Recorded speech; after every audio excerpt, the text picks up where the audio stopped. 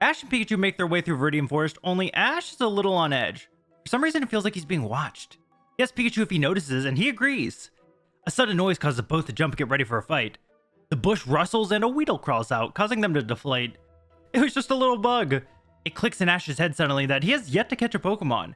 He asks Pikachu if he's ready to battle, only Pikachu's a little bit apprehensive about fighting Weedle. It's not that it was strong, but getting jabbed by poisonous stingers wasn't exactly pleasant. Ash could at least understand that. It was better than Pikachu refusing to fight because he hated him. Oh well, a Weedle was weak enough that Ash was confident he didn't even need to weaken it first. He primes a Pokeball and throws it, absorbing the bug inside. After a few shakes, it clicks. Ash is stunned before quickly snatching up the Pokeball. He cheers at his victory as he and Pikachu celebrate. Bringing out Weedle, Ash greets his new friend. Weedle doesn't look impressed. He tells Weedle that he's trying to become a Pokemon Master and is going to need strong Pokemon to do it. Now that got Weedle's attention. He looks pumped at the idea of becoming strong, making Ash grin. Looks like Weedle is just what he's looking for. The new trio travel through the Viridian Forest. It's going well until they're suddenly attacked. A caw echoes through the sky and Ash has to duck as a Pidgeotto dive bombs them. Ash is confused why the bird was attacking him, but he realized it was after Weedle on his shoulder. Before Ash can order it, Weedle leaps to attack. The only problem is he completely misses Pidgeotto, falling flat on his face. Ash sweat drops. Pikachu tries to use Thundershock, but Pidgeotto flies out of range. Ash is in a pickle as Pidgeotto swoops back down to take another pot shot. Pikachu can't attack it when it's high up, and Weedle keeps trying to leap into the air and fight it. Both are not working well. That's when he thinks of a plan. He orders Pikachu to wait until Pidgeotto dives down. When it's close, he can blast it. Pikachu waits for Pidgeotto, who goes for Weedle once more, only this time, as it dives towards the bug, it can't dodge Pikachu's Thundershock. Pidgeotto is badly damaged and flies off to avoid the danger. Ash congratulates Pikachu and checks if Weedle is okay. Weedle is in awe of the Electric Mouse's power. That night, they camp out, where Weedle and Pikachu have a conversation about thinking smart. Weedle's got more tenacity than any other bug, but he's not the brightest. Pikachu believes he'll be a strong fighter if he just thinks before he attacks. Flailing around at the enemy isn't exactly an effective strategy. Traveling the next day is going well until they're stopped by Team Rocket once again. They're here to steal Pikachu. Meowth wants his revenge and goes to attack first, but Pikachu's Thundershock knocks him out. Jessie and James shake their heads and tell Meowth to leave it to the Pokemon that can actually battle. Coughing and Ekans come out. Using Sludge and Poison Sting, the toxic duo put Pikachu on the defensive. Pikachu is strong, but their teamwork is proving to be tough for him to deal with alone. It comes to a head when Sludge manages to blind him. Ash doesn't know what to do, but Weedle jumps in to defend his friend. Rather than try and barrel at them, Weedle uses String Shot. Using the threads, Coughing is bound up before he swung straight into Ekans, sending both into Jessie and James. Ash can't believe Weedle thought of such a great strategy. With all of them collapsed on the ground, Ash points Pikachu in their direction and sends them blasting off again with a Thundershock. Ash clears up Pikachu's face and celebrates Weedle's victory. Weedle lets loose a screech of victory before a glow overtakes him. He evolves into Kakuna. And with that, Ash's party has grown a little bit stronger. It's a new day in the woods. Ash has to carry Kakuna now that he is immobile, but it doesn't impede his progress or lower his spirits. He had a newly evolved Pokemon and a great team. Life couldn't get any better. His journey was halted once more as a strange boy dressed as a samurai appeared from the woods. He points a sword at Ash and declares he's here to challenge the new trainers of Pallet. He has already faced and fallen to 2 others, and was warned by one of a third coming through. That must be Ash. Ash finds the kid weird, but accepts the challenge. Ash and Samurai face off. Samurai uses his pincer while Ash brings out Kakuna. It turns out to not be much of a battle. Kakuna's Harden breaks Pincer's horns when he tries to crush him with Vice Grip. Samurai brings out Metapod, but after it's shown to only know Harden, Kakuna proves to be the superior bug as it takes it out with multiple poison stings. Samurai can't believe Ash's strength. Truly, he is a great trainer of Pallet just like the other two. That does manage to stroke Ash's ego a bit. It all ends too quickly though when a sudden buzzing noise starts to surround them. A BEEDRILL swarm appears in the trees, forcing both boys to run. Their battle looks to have agitated the swarm. Samurai and Ash split as Ash tries to head closer to the direction of the exit. The BEEDRILLs mostly go after Samurai, but a few stay behind to keep chasing the gang. Pikachu repels him with a Thundershock, but one gets through him and goes to attack Ash. Kakuna gets in the way though, taking the blow. A crack appears in the shells, alarming Ash. He's so sorry that Kakuna's hurt and tries to patch him up, but it doesn't work. Before BEEDRILL can attack again, from the shell, a glowing form emerges. It's revealed to be a newly evolved BEEDRILL. Ash's BEEDRILL clashes with the wild one with its new Twin Needles attack. With its new strength and Pikachu's Thundershock, they manage to beat back all the bugs. Ash can't believe that Kakuna evolved again. The Pokédex reveals that Weedle and its line evolve extremely quickly, which only makes him cooler in Ash's eyes. The BEEDRILL that chased them were strong, which tells him how strong his own BEEDRILL is. Between him and Pikachu, this gym battle was going to be a snap. Unbeknownst to the trio, a strange Pokemon watches from the bushes. Ash finally gets out of the woods and reaches Pewter City. On the outskirts, he meets a mysterious man named Flint who sells rocks. He calls them souvenirs, but Ash thinks he's a scam artist. He's probably right. Despite Ash's attitude, Flint sees Ash's Pokemon are injured, so he leads them to the Pokemon Center where they're healed up. Ash is surprised to see another Nurse Joy, only to find out that they're sisters. She's heard good things about them. That's a rarity for Ash. Anyways, now that Ash is in Pewter City, he's able to register for the gym challenge. Flint can't believe that Ash would challenge the gym leader of this city. Brock was in a league of his own. Not exactly the place for little baby trainers like Ash. Ash is angry at the disrespect and vows to beat Brock and rub it in Flint's face. Once his team is healed, Ash heads to the gym where he meets and challenges Brock. Brock tells him it will be a 2v2 match, though he doesn't think Ash will be able to beat him with such a cute Pokemon. Ash's anger levels rise once more. Is him getting insulted going to be a theme of today? He's only been in the city for less than a day and he already doesn't like 90% of the residents. At least Nurse Joy was nice. The battlefield forms and both trainers take their sides. Ash brings out Pikachu while Brock brings out an Onix. Pikachu turns tail and runs in fear of Onix, but Ash encourages it to fight. Now the battle really begins. Brock's Onix proves to be too mighty for Pikachu, able to wrap it up in a bind. When Pikachu used Thunder Shock, it had no effect on Onix, taking Ash off guard. Pikachu's strong enough to take on anyone, but Onix doesn't even flinch. Brock reveals Onix is a rock and ground type, and ground types are immune to electrical attacks. This is bad news for Ash. He tries to return Pikachu, but it's no use when Pikachu's stuck in a bind. Sadly, Ash forfeits, not wanting to see Pikachu hurt. Leaving the gym, Ash is depressed. He was completely useless in there and forced Pikachu into a battle he couldn't even win. He felt like the worst trainer ever. Flint and Brock were right. He's found by Flint, who brings him to his home and comforts the boy over his loss. He's got gumption, but not the brains needed to win a gym battle. Ash wonders what he can do now. If he can't use Pikachu, how else is he going to take down Onix? He thinks BEEDRILL would also get crushed in a battle like that. Flint says the key to battles is knowing your advantages. Brock's Onix might be immune to electrical attacks, but is weak to water and grass types. Those other two trainers from Pallet were able to sweep past Brock because their Squirtle and Bulbasaur were super effective against him. If he doesn't have a Pokemon to beat him, he should go find one. Being reminded that Green and Gary were ahead relights a fire underneath Ash. He can win! He just has to be smarter! Flint goes with Ash to search for a Pokemon to beat Brock. A little bit later, Ash is not doing well in his searches. Despite his best efforts, finding a Pokemon to beat Brock was hard. The Pidgey and Rattata line he encountered weren't going to be enough, and there weren't a lot of strong Pokemon in the area. During the process, Ash accidentally spies on Brock and his family. Flint finds him and explains that Brock spends his days taking care of 9 little brothers and sisters, preventing him from following his own dreams. His parents left him in charge to go follow their own goals, as selfish as that is. Ash sympathizes with Brock's situation. He was a hard ass in the battle, but he can understand him better now. Before they go, Ash once again feels a pair of eyes on him. He knew this feeling. He'd felt it since he entered Viridian Forest. He quickly looks around and spots a pair of eyes in the distance. You won't get away this time! Ash runs to the woods with Flint following. Ash eventually reaches a strange-looking Pokemon. He accuses it of following him, which it surprisingly admits to. Ash is confused why it would do that, but only gets a smile in return. Or an equivalent of one. It didn't exactly have a mouth. Scanning it reveals to be a Tangela, a grass type. Flint tells him that this is his opportunity. His BEEDRILL holds the advantage over it, so he should use it to fight. Ash sends out BEEDRILL and battles against Tangela. Tangela shows surprising skill with its vines, warding off BEEDRILL's attacks and sapping its health with Absorb. However, BEEDRILL's type advantage and Poison Stick attack allow it to repel Tangela, eventually letting it land Twin Needle to knock out the strange little grass type. Ash throws a Pokeball and absorbs it inside. It clicks shut, successfully capturing Tangela. Flint tells him that Tangela is perfect to go against Brock. He's just gotta think smart and remember what he's learned. Ash thanks the man for his help. Tomorrow, Brock was going down. The next day, Ash was once again in Brock's gym. He's more determined than ever, and Brock can see the change in the boy. He redeclares the rules and the battle begins. This time, Brock sends out Geodude first. Ash wants to save Tangela, so he sends out BEEDRILL. This was going to be hard, but he was confident in his Pokemon. Already, BEEDRILL is fighting an uphill battle. His Twin Needle and Poison Sting don't do much to Geodude. His only advantage is his flight and speed. It prevents Geodude from landing a proper rock throw, which could spell the end of him if it connects. All it can do is keep pressure on. Geodude manages to nick him with a rock throw, but a brutal Twin Needle lands, which leaves Geodude with a sickly purple blush on its face. Brock tries to call it the next move, but Geodude only groans in response. Ash doesn't understand what happened, but Brock is alarmed. Twin Needle has a small chance of poisoning the Pokemon it hits. Now Ash doesn't want to look a gift Rapidash in the mouth and has BEEDRILL use String Shot to wrap up Geodude. Mirroring what he did to Team Rocket, BEEDRILL smashes Geodude into the earth, knocking it out. BEEDRILL is exhausted, but feels victorious. Brock comments that it looks like Ash actually does have some tough Pokemon. Perhaps he underestimated him before. However, now the real battle begins. Onix appears on Brock's side and Ash returns BEEDRILL. He did a great job. Brock says this battle will go the same as the last time. His Pikachu isn't a match for Onix. Pikachu bristles at that, but Ash pats him on the head to keep him calm. He won't be using Pikachu for this fight. Ash sends out Tangela, surprising Brock. He didn't expect him to go get a new Pokemon for this. Ash believes in the strengths of his Pokemon, but he learned every Pokemon has different strengths. That's why they're a team, to cover each other. Ash isn't sure what to expect for Tangela's first battle. It wasn't this, though. Onix kept trying to wrap itself around Tangela, who skedaddled around the room. It was a bit cartoonish as it ran literal circles around Onix. It wasn't even scared. It was laughing like it was having the time of its life.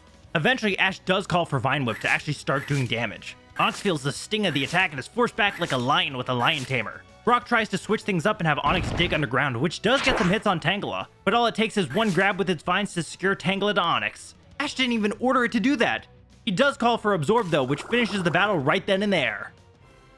Brock and Ash meet in the middle, where Brock congratulates Ash. He didn't expect much from the trainer, but he proved Brock wrong. Ash can't take all the credit. He had someone help him out and give him some advice. Without it, he didn't think he'd beat someone as strong as Brock. Brock goes to hand Ash the Boulder badge, but his siblings attempt to stop him. Brock's strong. Ash shouldn't have been able to beat him. He must have cheated. Brock calms them down. Ash won fair and square. He earned this. He hands Ash his first badge. Brock admits, despite his gym leader status, he doesn't really care about being strong. Truthfully, he takes more joy in raising and caring for Pokemon than battling. He always wanted to be a proper Pokemon breeder. But alas, that's when Flint arrives. Ash puts his shock into apt terms. Flint admits to his own failures of achieving his dream and apologizes for pushing his own responsibilities onto him. It's time he came back and did his job of being a dad and a gym leader. He tells Brock it's his turn to follow his dreams. Brock has mixed emotions on this. He's thankful for the opportunity. He just has a few things he has to say though. Flint thinks he's gonna get a talking to, but Brock lists off all the things Flint will have to do for his siblings while he's gone, overwhelming the man. Ash laughs at the duo. Ash prepares the next day to head to the next town, only to be met with Brock. With his father taking over his duties, Brock asks if he can travel with Ash. He's an interesting kid who has some unique Pokemon. Traveling with him will definitely be the best way Brock can see the world and learn more about being a breeder. Ash agrees, happy to have Brock along. Ash and Brock set out for Cerulean City. To get there though, they have to go through Mount Moon first. Brock's been here before as he's come to dig for fossils that he donates to the local museum. Ash has never seen a fossil before. Brock pulls out a strange looking charm. To Ash, it looks like a weird rock, but Brock explains it's actually the first fossil he ever found. He kept it around as a good luck charm and as a souvenir. Ash doesn't really see the appeal, but is glad to at least have someone with experience going through the caves. Felt like a labyrinth already. While traveling through the cave, Ash notices Pikachu's been down. He's not sure why though. He tries to talk to him, but Pikachu dismisses that. Oh god, did Ash screw up? He doesn't even know what he did wrong. Oh, this is day one all over again. At least this time, he doesn't have a flock of Spearow trying to kill him. Traveling through, they find a Clefairy who's been cornered by two Team Rocket grunts. They're attempting to capture Clefairy since it's so rare. It'll sell for a high price. The duo confront the villains. They send out Tangela and Geodude, who easily dispatch and capture the grunts. As the former Pewter City gym leader, Brock demands to know what crooks like them are doing here. The grunts aren't talking, but Tangela slaps them around joyously with his vines. Red-cheeked and puffy-faced, they spill the info that Team Rocket is here to get the rare Moonstone that's hidden here. Ash doesn't really know what they're talking about, but Brock explains. There's actually a gigantic Moonstone that's hidden away in Mount Moon. It's a sacred place for the Clefairy and other Pokemon that use it to evolve. Hearing that, Ash is determined. They can't let Team Rocket get their paws on it. Where is it anyways? Brock shrugs. Nobody knows except the Pokemon. At least that means Team Rocket hasn't found it yet. The grunts laugh and claim they have a whole horde of Clefairy captured. By the time the duo reaches it, Team Rocket will be long gone with that rock. Brock and Ash need to find the Moonstone and fast. They look to Clefairy for help, but it doesn't look to be the biggest fan of humans right now. That's when Tangela pops over. He communicates something to Clefairy, who perks up. They have a bit of a back and forth before Clefairy nods its head in agreement. It tells them in its own way that it can lead them. Ash is happy to hear that. He thanks Tangela for his help in getting Clefairy on their side. Ash's words seem to sour Pikachu's mood even further, though the boy doesn't really notice. We cut to Jessie, James, and Meowth. Meowth finishes fighting off a wild Sandshrew that is sent scurrying. Jessie and James are mining into the walls and demand Meowth's help. All he's been doing is fighting wild Pokemon. Meowth says he's training. There are plenty of strong Pokemon he can fight here. He needs to get stronger. He won't lose to Pikachu ever again. James and Jessie are happy to see Meowth is motivated, but all it meant was more manual labor for them while he trained. After their last encounter with Ash, they've been told to stop whatever they were doing and come assist in Team Rocket's Moonstone excavation efforts. They thought it was a testament to the boss's belief in them, but it turns out it was just more grunt work. The entire operation was being overseen by Giovanni's assistant Matori, who wasn't the biggest fan of the trio. Still, the operation was going well. While the trio hadn't found any Moonstones while mining, Matori and the rest were currently being led to the Moonstone. Jessie and James just hoped they found it soon. Mining was killer on their backs. The trio stops when they hear someone coming. Hiding out, they observe as Brock, Ash, Pikachu, and Clefairy walk by. They're surprised to see the Twerp and Pikachu here, along with a new Twerp. Seeing a Clefairy lead them made it much more obvious what was going on. The Twerps were going to put the kibosh on the whole operation. They couldn't have that. They'd make sure the Torps didn't find the Moonstone before Team Rocket. In the process, they could get brownie points by capturing Pikachu, saving the entire Moonstone operation and presenting that overpowered rodent to the boss. That would guarantee no more grunt work for them. Also, them saving the day would make Motori look bad, which was just icing on this proverbial cake. Time to get to work.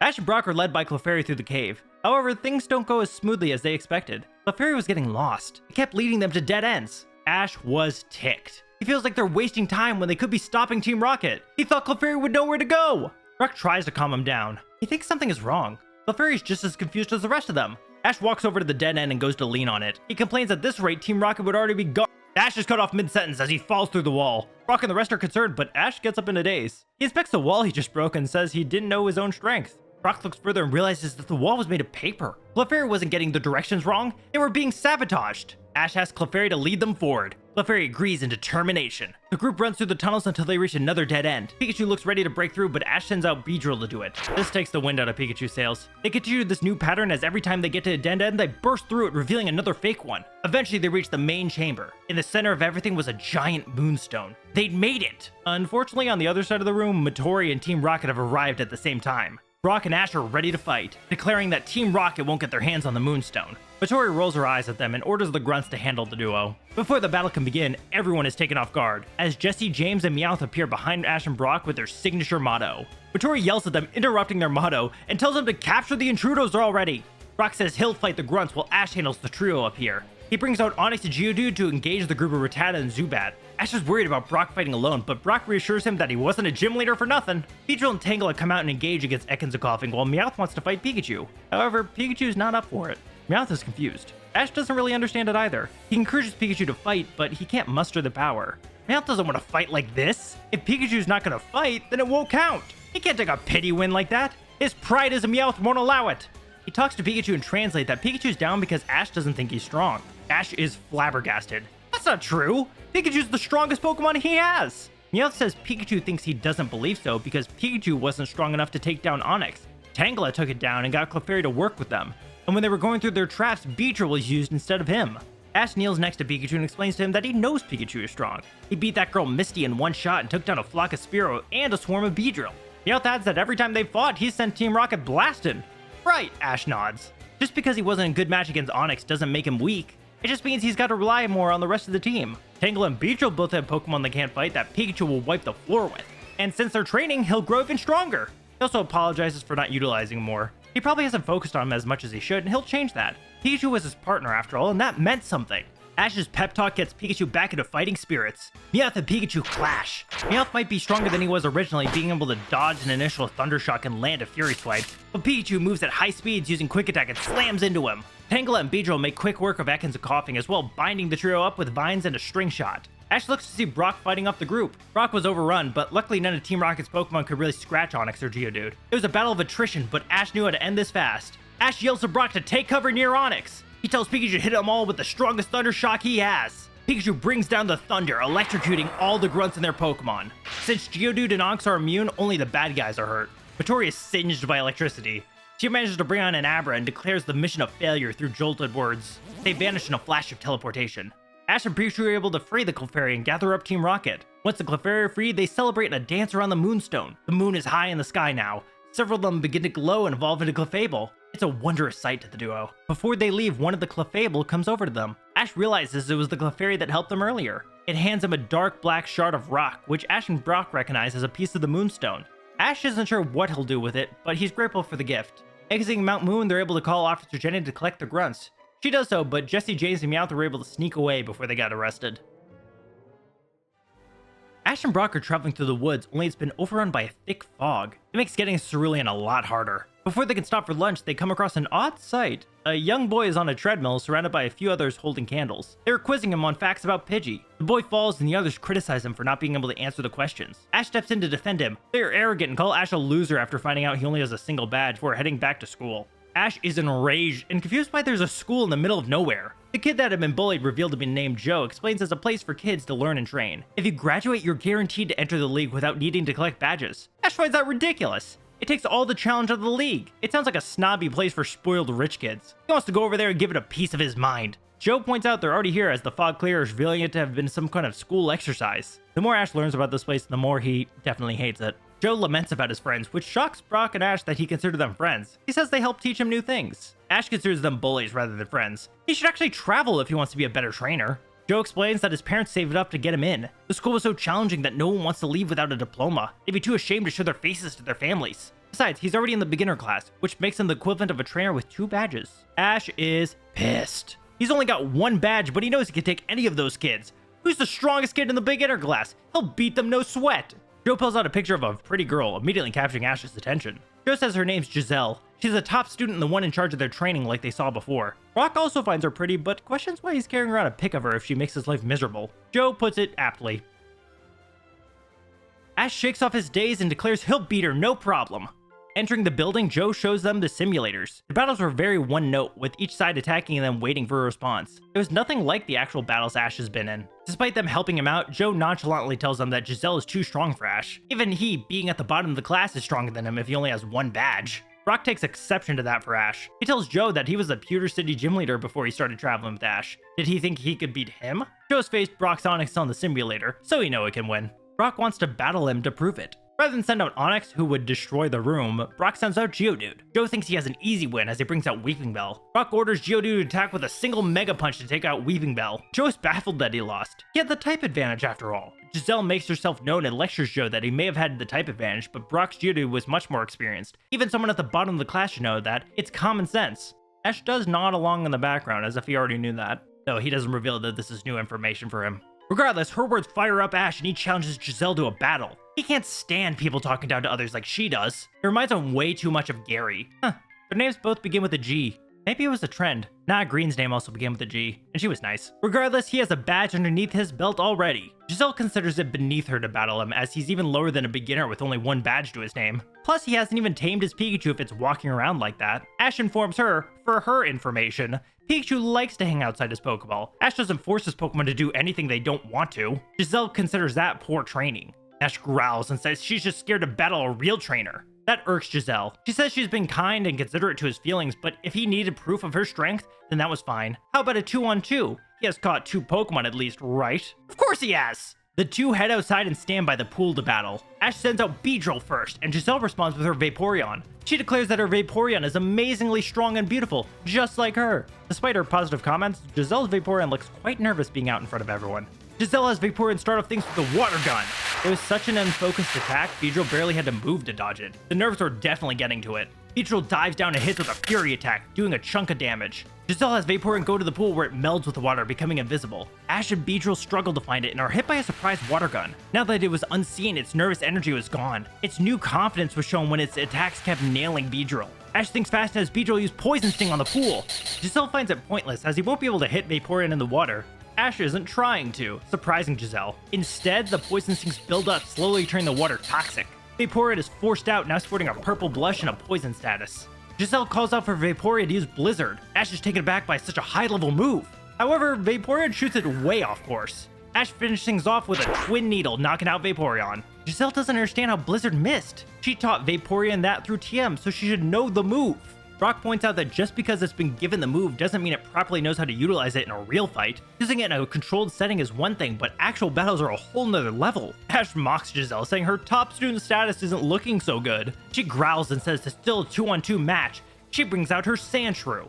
Sandshrew looks anxious at being so close to the water. Brock eyes Giselle. He's not sure if she's blatantly ignoring Sandshrew's fear or she's that oblivious. Ash returns BEEDRILL. To everyone's surprise, he sends in Pikachu. Joe questions why Ash is sitting on a Pokemon with a clear type advantage. Ash says experience trumps type advantage every day, repeating back Giselle's earlier words. This makes the girl grit her teeth in anger. Giselle has Sandshrew use Swift. It hesitates for a moment before finally attacking. That hesitation easily allows Pikachu to outmaneuver it and dodge. Ash has Pikachu use Quick Attack and the Fast Strike disorient Sandshrew. Giselle tries to have Sandshrew use Slash, but Ash has put Pikachu in the prime spot. Pikachu merely steps out of the way and Sandshrew dives headfirst into the pool. Giselle cries out in fear for her now unconscious Pokemon and returns him. She and the other students are stunned. How could she, Giselle, lose to a trainer with only 1 badge? That's when Brock, stepping in, points out that trainers like Ash will always have an advantage. Traveling lets you bond and grow stronger with your Pokemon in ways a classroom can't teach you. It's clear from her battle with Ash that she doesn't understand her Pokemon. She's smart, but she doesn't have the best relationship with them. If she did, she would have seen how nervous Sandshrew was around water, or how Vaporeon was worse when it had so many people looking at it.